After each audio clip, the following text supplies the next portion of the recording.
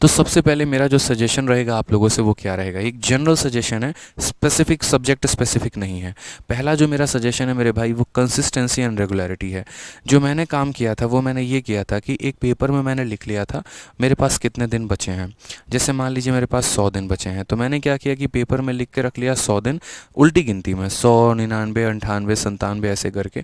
और जैसे जैसे एक एक दिन बीतता था ना, तो मैं अपनी लाइब्रेरी में वो पॉइंट काट देता था कि भाई एक दिन तो निकल गया, अब अगला दिन। उससे क्या होता है ना, थोड़ा बहुत अगर आप इधर उधर भटक भी रहे होते हैं तो वो एनालाइज करवाते रहता है आपको कि भाई देखो इतने ही दिन बचे हैं, आप कायदे से पढ़ लो, इतने ही दिन बचे हैं, आप कायदे से पढ़ लो। तो वो एक बड़ा ज़रूरी सा हो जाता है वहाँ पर। ठीक है, तो आप कंसिस्टेंसी और रेगुलरिटी उस चीज़ को बना के थोड़ा सा रखिए। कई बार आपका बॉडी अलाउ नहीं करेगा कि यार है ना आज थोड़ा मन नहीं कर रहा, घर चले जाते हैं, रूम पे चले जाते हैं, या फिर थोड़ा सा लेट लेते हैं। देखो अभी का लेटना बहुत ज़्यादा नुकसान करेगा। प्री देने के बाद लेट जाना क्या दिक्कत है, मेज़ देने के बाद थोड़ा मूवी देख लेना। सारे वेब सीरीज़ को आने दो, लोड होने दो, रख लो पार्ट में, कोई दिक्कत की बात नहीं, बाद में निपटा लेंगे यार। ठीक है, तो अभी जो है ना वेब सीरीज़ निपटाने के बेहतर है कि इकोनॉमिक्स को निपटा लो, कैलकुलेशन की सीरीज़ निपटा लो, जो हम लोग यूट्यूब पर करा रहे हैं वो निपटा लो बस। लेकिन अभी यहाँ पर जो है कंसिस्टेंसी और रेगुलरिटी मेंटेन करके रखो। उसके बाद डेली हो गया, वीकली हो गया, और मंथली अपना टारगेट सेट करो। अब डेली वीकली मंथली टारगेट बड़ा ज़बरदस्त टारगेट है, मैं समझाता हूँ।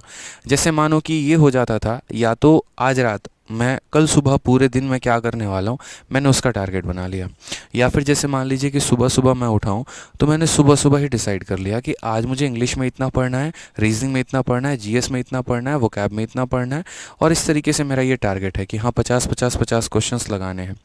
कई लोग ऐसा भी करते हैं कि 5-5 दिन तक मैथ ही पढ़ रहे हैं और फिर उसके बाद तब इंग्लिश पर आ रहे हैं। ये सबसे बड़ी गलती है। कारण बताते हैं, एक हफ्ते तक आप सिर्फ मैथ पर फोकस कर रहे हो ना, या एक हफ्ते छोड़ो 3 दिन तक भी फोकस कर रहे हो, और उसके बाद किसी और सब्जेक्ट पर फोकस ही नहीं कर रहे, तो फिर जब दूसरे सब्जेक्ट पर जाओगे ना, पहला पूरा नीलबटे सन्नाटा हो जाएगा। क्योंकि जब जब मैथ पढ़ रहे हो ना, तो मैथ ही पढ़ रहे हो, फिर कुछ और नहीं पढ़ रहे, और कुछ और पढ़ने जा रहे हो तो फिर मैथ भी नहीं पढ़ रहे। तो अपने दिन को सारे सब्जेक्ट में बांटना शुरू करो, वो बहुत ज़रूरी है। हम लोग मॉक इसीलिए देते हैं क्योंकि हम चारों सब्जेक्ट के चैनलाइज हो सकें। ठीक है, तो ये बड़ा ज़रूरी हो जाता है। तो अपना डेली भी एक टारगेट रखो, वीकली भी एक टारगेट रखो, मंथली भी एक टारगेट रखो। मैं कभी नहीं कह रहा हूँ कि टारगेट पूरा होगा ही होगा, और इस बात पे कभी अपने आप को गाली भी मत देना।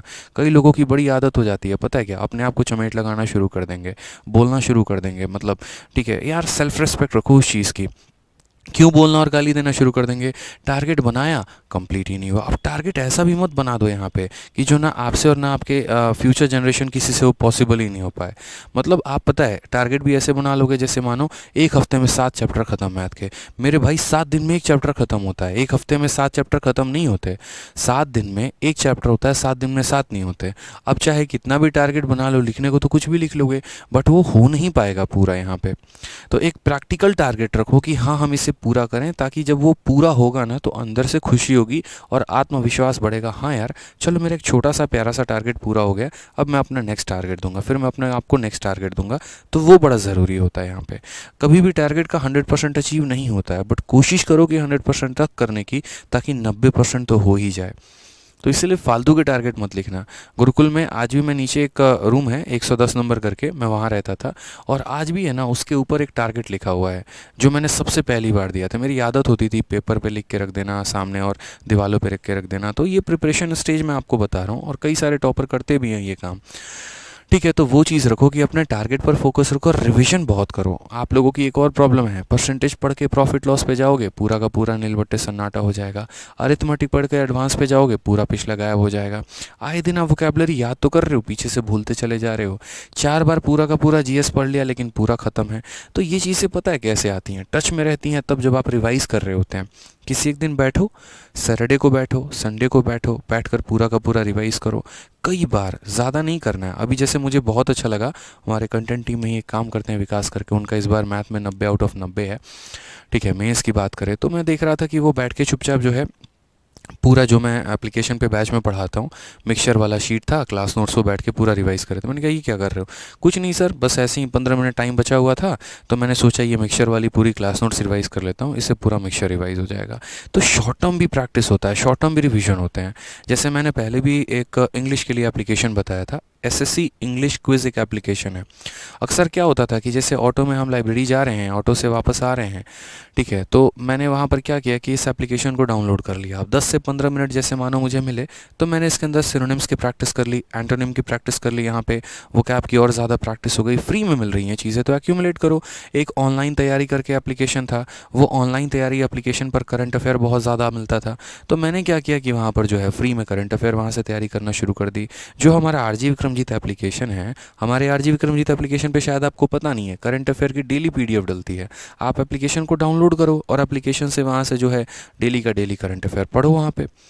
मान लो किसी को प्रैक्टिस करने की आदत है, किसी को पढ़ने की आदत है, तो मैगज़ीन हम प्रोवाइड करवा लेते हैं, वहाँ से पढ़ लिया करो। तो ये छोटी छोटी चीज़ें ध्यान रखो, ठीक है। जहाँ से जो सोर्सेस मिले फॉलो अप किया करो। कई ऐसे वेबसाइट्स को आप अपने फॉलो करके रखा करो। जैसे हमारे आरजी विक्रमजीत एप्लीकेशन पर ही अगर बात करें, तो मैथ का, रीजनिंग का, इंग्लिश का, जीएस का मेरा ही आइडिया था, हमारी पूरी टीम का आइडिया था कि हम बच्चों को कुछ क्विज़ देते हैं, ताकि है ना डेली में आधा घंटा निकाल के वो क्विज़ दे पाएँ। तो क्विज़ देने की कोशिश किया करो, मिनी क्विज़ हो गए। और भी कहीं पर भी आप अदर अदर स्टफ्स भी पिकअप कर सकते हैं, इंटरनेट से भी हो गया, कहीं से भी हो गया। तो वो थोड़ा सा ध्यान रखें कि रिविज़न बहुत इंपॉर्टेंट है। कम से कम हम वोकैब प्रैक्टिस कर रहे हैं, वोकैब पढ़ रहे हैं, तो वोकैब को तो रिवाइज़ कर ही लें। जीएस पढ़ रहे हैं तो जीएस को तो रिवाइज़ कर ही लें मेरे भाई, यहाँ पे वो बहुत ज़रूरी है। थोड़ा सा ये डिजिटल डिस्ट्रैक्शन भी रखो मेरे भाई, ये बहुत ज़रूरी है। आज के समय में क्या है कि आप अपने गोल को तो महत्व दे रहे हैं, लेकिन उससे कई गुना ज़्यादा मनोरंजन को महत्व दे रहे हैं, वो बहुत गलत है। तो डिजिटल डिस्ट्रैक्शन से थोड़ा सा आप भी बच के रखो, इससे कोई मतलब नहीं है। उसके बाद अपने रिसोर्सेज को लिमिटेड रखो, ये बहुत ज़रूरी है यार। बहुत ज़्यादा कंटेंट भी है ना, इंसान को ख़त्म कर देता है। मुझे ऐसा नहीं लगता कि ऐसा करना चाहिए। लिमिटेड कंटेंट रखो यार। देखो, पढ़ने को, पढ़ाने को तो बहुत सारी चीज़ें हो जाती हैं। अब तो मैं आप एक तैयारी की बात कर रहा हूँ यहाँ पे। आपका जो एसएससी है ना, बड़ा लिमिटेड पोर्शन है, और वो लिमिटेड है ना, तो बड़ी लिमिटेड चीज़ें ही आती हैं। तो उस पर थोड़ा सा अपने आप को फोकस रखना है, उसी में प्रैक्टिस इतनी बेहतर कर लेनी है कि सवालों को कम समय में कर पाओ। ज़्यादा पढ़ने से बेहतर है कि कम चीज़ें पढ़ी जाए और बार बार पढ़ी जाए, वो ज़्यादा महत्वपूर्ण है। रेलिवेंट चीज़ें पढ़ी जाए। बाकी जितनी चीज़ें मैं यूट्यूब पर कराता हूँ, बैच में कराता हूँ, मोर देन इनफ है। सोचो, कभी भी किसी बच्चे को ये आप सुनते हुए नहीं देखोगे कि यार आदित्य रंजन सर के कोर्स के बाहर क्वेश्चन आ गया। पॉसिबल ही नहीं है। हाँ, पैटर्न अगर बदलेगा तो उसके लिए क्या संभावना है, क्या उस केस में यहाँ पर जो है वर्कआउट करेंगी चीज़ें? बिल्कुल। आप अगर देखोगे तो जो मैंने मैथ्स की बुक निकाली है 60 मॉक टेस्ट करके, उसका ब्रेन स्टॉर्मर आप जाके देखो, बच्चों से बन नहीं रहा है वो भी मैंने कठिन दिया हुआ है, ऐसा नहीं है। उसके सॉल्यूशन मैंने खुद बनाए हैं। अब ब्रेन स्टॉर्मर आप देखोगे ना जाके, एक्सरसाइज नंबर 2 है, हालत ख़राब हो जाएगी उसको बच्चे में बनाने में। तो हर तरीके से मुझे लेके चलना होता है। यूट्यूब जैसा प्लेटफॉर्म है तो वहाँ उस अकॉर्डिंग कराना होता है, और आपका जो एप्लीकेशन है वहाँ उस अकॉर्डिंग होता है। जैसे बुक जब मैं दे रहा हूँ, तो बुक में मैं ये कोशिश करता हूँ कि ईजी भी रहे, मॉडरेट भी रहे, और टफ से टफ भी रहे यहाँ पर, ताकि आप ईजी से ईजी सिचुएशन के लिए भी प्रिपेयर हो पाएँ और टफ से टफ के लिए भी हो पाएँ। तो यहाँ पर भी सेम काम करने हैं। आपको लेटेस्ट प्रीवियस ईयर क्वेश्चंस को जितनी बार हो सके उतनी बार आपको प्रैक्टिस करनी है। फिर उसके बाद मैंने यहाँ पर आपसे ये कहा कि इंपॉर्टेंट कंसेप्ट का मल्टीपल रिवीजन करें और कैलकुलेशन पर स्पेशल ध्यान दें। ये आप लोग गलती कर बैठते हैं, कैलकुलेशन पर फोकस ही नहीं करते हैं यार। ये है ना, ऐसा मत क्या करो। आप समझो इस समय जितने भी चैप्टर हैं आपके, चाहे आप सीआई की बात कर लीजिए, एसआई की बात कर लीजिए, एवरेज की बात कर लीजिए, रेशियो की बात कर लीजिए, हर जगह कैलकुलेशन इन्वॉल्व है। और फिर आप बोलते हैं सर कैसे करें? अरे यार 30 तक का टेबल याद करो, ठीक है, 30 तक का स्क्वायर याद करो, 30 तक का क्यूब याद करो। कुछ नहीं मिले तो सुबह सुबह यहाँ पर जो है वो 2 अंकों को 2 अंकों के साथ भिड़ाना शुरू करो, 3 अंकों को 3 अंकों के साथ भिड़ाना शुरू करो। कुछ मेंटल कैलकुलेशंस करो मेरे भाई, कुछ ऑन पेपर कैलकुलेशन करो। कितना सही हो जाएगा यहाँ पे बताओ। और ज़्यादा नहीं देना है, मात्र सुबह के आधे घंटे देने हैं बस। आधे घंटे भी छोड़ो, 15 मिनट भी अगर डेली देना सीख गए ना तो बहुत हो जाएगा। आदत क्या होती है, मॉक टेस्ट में तुरंत कैलकुलेटर निकाल लोगे, फिर वहीं तुम्हारा जीवन खराब हो जाता है।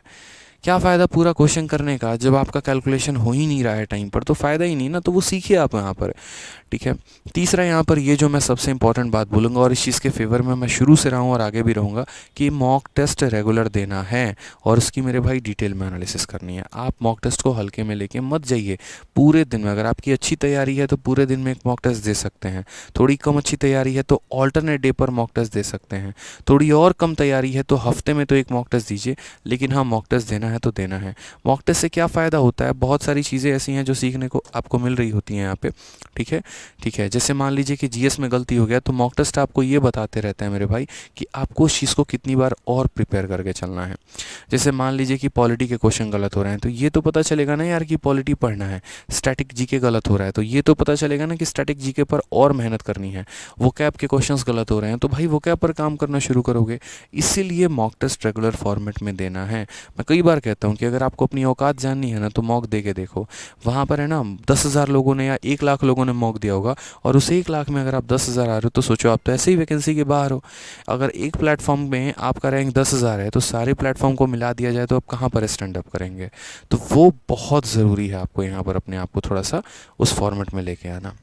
इसके अलावा किसी भी भाई का कोई भी डाउट रहता है तो इस कमेंट बॉक्स में आप ज़रूर बता देना। अगर आपको वीडियो अच्छी लगी, जानकारी मिली, आप सेटिस्फाई हुए तो चैनल को सब्सक्राइब और वीडियो को लाइक ज़रूर कर दीजिएगा और आगे लोगों तक भी अपने शेयर ज़रूर करिएगा। ठीक है, तो मिलते हैं अगले वीडियो में। मन लगाकर तैयारी करिए।